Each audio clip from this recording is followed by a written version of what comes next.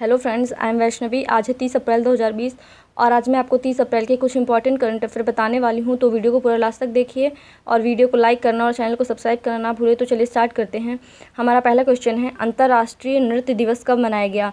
तो 29 अप्रैल को अंतर्राष्ट्रीय नृत्य दिवस मनाया गया है। तो ये मनाया क्यों जाता है? तो डांसर और कोरियोग्राफर को सम्मान देने और नृत्य में भागीदारी और शिक्षा को प्रोत्साहित करने के लिए हर साल अंतर्राष्ट्रीय नृत्य दिवस मनाया जाता है।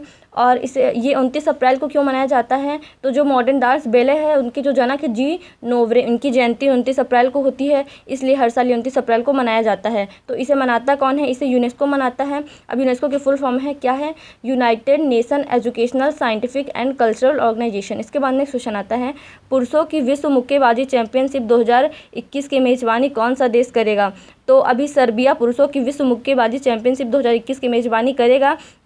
एक्चुअली ये जो पुरुषों की विश्व मुक्केबाजी चैंपियनशिप होनी थी 2021 में, इसकी मेज़बानी जो थी वो अपने देश भारत को मिली थी, लेकिन इंटरनेशनल बॉक्सिंग एसोसिएशन के कुछ रूल थे और इनकी कुछ गाइडलाइन थी जो boxing association of India proper follow नहीं कर पाया, इसलिए अब इसकी जो मेज़बानी है वो सर्बिया को दे दी गई है और ये सर्बिया के बेलग्रेड में होगा। तो इंटरनेशनल बॉक्सिंग एसोसिएशन है उसकी स्थापना 1946 में हुई थी और इसका जो हेडक्वार्टर है वो लाजन स्विट्जरलैंड में है। इसके बाद में क्वेश्चन आता है, पीटरबर्ग जलवायु संवाद के 11वें सत्र में भारत का प्रतिनिधित्व किसने किया?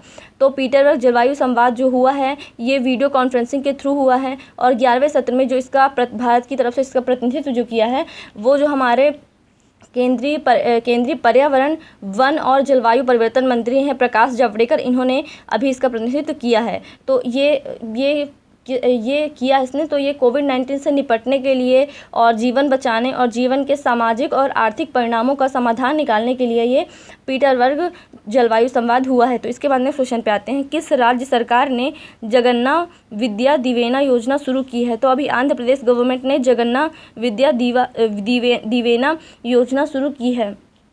तो ये जगन्ना विद्या दिवेना योजना ये है क्या? ये एक तरह से डायरेक्टली बोला जाए तो ये फीस रिटर्निंग जैसी ये योजना है। इसमें क्या होगा कि इसमें आंध्र प्रदेश के जितने भी स्टूडेंट हैं वो 12th के बाद का जो भी हायर एजुकेशन जो भी करना चाहते हैं उसकी जितनी भी फ़ीस होगी वो आंध्र प्रदेश गवर्नमेंट है वो उन्हें उनके अकाउंट पर रिटर्न कर देगी। इसके बाद आंध्र प्रदेश ने किया है, तो आंध्र प्रदेश की कैपिटल है अमरावती, आंध्र प्रदेश के सीएम है जगन मोहन रेड्डी और आंध्र प्रदेश के गवर्नर विश्वभूषण हरिचंद्रन है। इसके बाद नेक्स्ट क्वेश्चन पे आते हैं, किस बैंक ने मैक्स लाइफ इंश्योरेंस में 29% हिस्सेदारी खरीदने की घोषणा की है? तो एक्सिस बैंक ने मैक्स लाइफ इंश्योरेंस में 29% हिस्सेदारी खरीदने की घोषणा की है। तो ये ये एक्सिस बैंक ने की है। तो एक्सिस बैंक का जो हेडक्वार्टर है वो है मुंबई में और इसके जो MD एंड CEO हैं वो अमिताभ कांत हैं। और फिर मैक्स लाइफ इंश्योरेंस आता है तो इसका जो हेडक्वार्टर है वो न्यू दिल्ली में है और इसके जो MD एंड CEO हैं वो प्रशांत त्रिपाठी हैं। इसके बाद नेक्स्ट क्वेश्चन पे आते हैं, किस देश ने बाउंस बैंक ऋण योजना का अनावरण किया है? तो अभी ब्रिटेन के जो वित्त मंत्री हैं उन्होंने बाउंस बैंक ऋण योजना का अनावरण किया है। तो ब्रिटेन की वित्त मंत्री की बात आती है तो वो कौन है? तो वो ऋषि सनक हैं जो भारतीय मूल के हैं।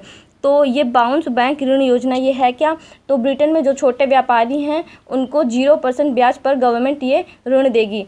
तो अभी यहाँ के जो वित्त मंत्री हैं वो तो ऋषि सनक हैं और जो ब्रिटेन की गृह मंत्री हैं प्रीति पटेल वो भी भारतीय मूल की हैं। तो अब ब्रिटेन की बात आती है तो ब्रिटेन की कैपिटल है लंदन और यहाँ के PM है बोरिस जॉनसन।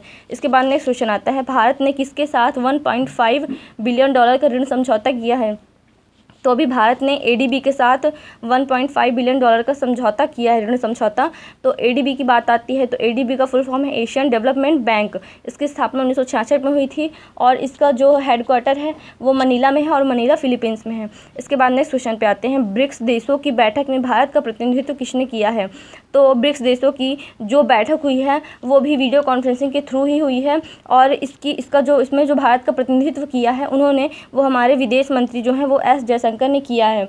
और ये जो बैठक हुई थी ये बैठक कोविड-19 से निपटने के लिए हुई है। अब ये ब्रिक्स की बात आती है तो ब्रिक्स का फुल फॉर्म क्या है? इसका फुल फॉर्म है Brazil, Russia, India, China and South Africa. इसकी स्थापना जो है वो 2006 में हुई थी, बट ये जब बना था तो इसके साथ साउथ अफ्रीका ऐड नहीं हुआ था। ये जो साउथ अफ्रीका है ये 2010 में इससे ऐड हुआ था। तो ये था आज का करंट अफेयर। अगर आपको वीडियो पसंद आता है तो चैनल को सब्सक्राइब करना ना भूलें।